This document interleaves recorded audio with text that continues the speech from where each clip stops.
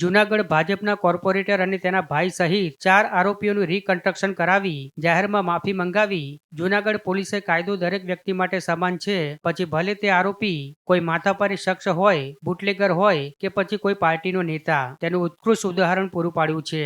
Junagadh ward number 3ના ભાજપના corporator Abbas Qureshi અને તેના ભાઈ સહિત 4 શખ્સની ગેમ્બલર ગેંગ સામે તાજેતરમાં પોલીસે ગુસ્સી ટોકનો ગુનો દાખલ કર્યો હતો. ભાજપના કોર્પોરેટર અબ્બાસ કુરેશીના ભાઈ અસલમ ઉર્ફે લાલો ઇબ્રાહિમ કુરેશી સામે ભૂતકાળમાં ખૂનની કોશિશ, ખંડણી, ગેરકાયદેસર અટક, મારામારી અને પોલીસ પર હુમલો સહિતના ગુના નોંધાયેલા છે.